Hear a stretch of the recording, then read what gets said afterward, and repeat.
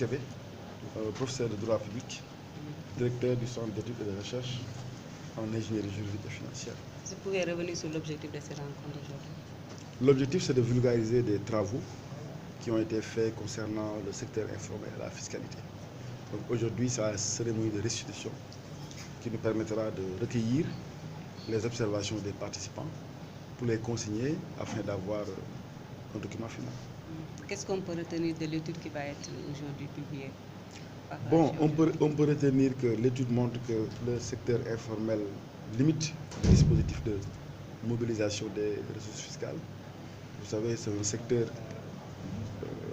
qui contient une richesse extraordinaire, une richesse importante, mais qui n'est pas suffisamment fiscalisée. La problématique concerne l'État, mais spécifiquement aussi les collectivités territoriales, dans un contexte aussi de l'acte 3 de la décentralisation. Vous savez, avec l'acte 3, on se situe au niveau de la phase 2. Et la phase 2 de l'acte 3 de la décentralisation, justement, c'est rechercher des mécanismes de financement, notamment des financements innovants. C'est pourquoi l'État du Sénégal est en réforme d'ailleurs. Récemment, la patente a été supprimée, le fonds d'équipement des collectivités a été rénové. Aujourd'hui, nous avons un fonds d'équipement des collectivités territoriales. Et en termes de recommandations, il faudrait trouver des mécanismes pour fiscaliser davantage le secteur informel, parce que les ressources, si on fiscalise correctement les secteurs informels, on peut modifier de façon sensible les revenus. On peut augmenter en tout cas les revenus qu'on peut collecter au sein des collectivités territoriales.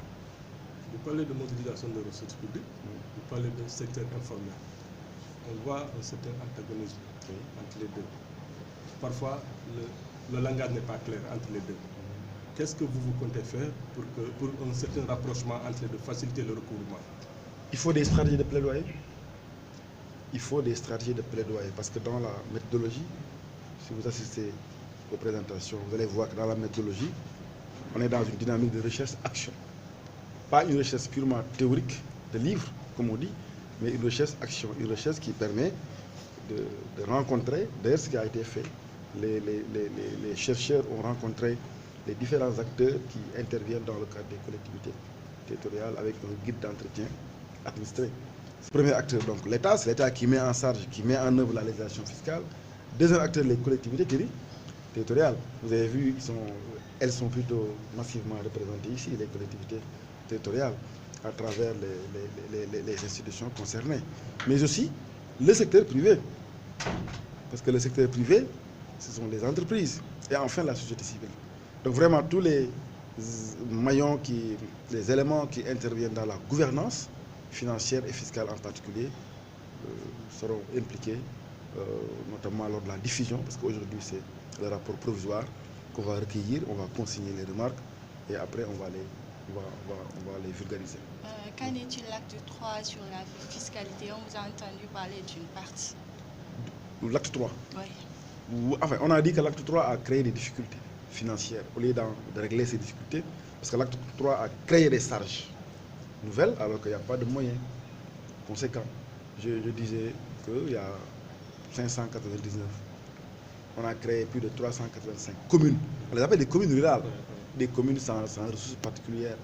Nous-mêmes, on a fait quelques tournées au niveau des collectivités territoriales, mais vous vous rendez compte que le niveau de mobilisation est extrêmement faible.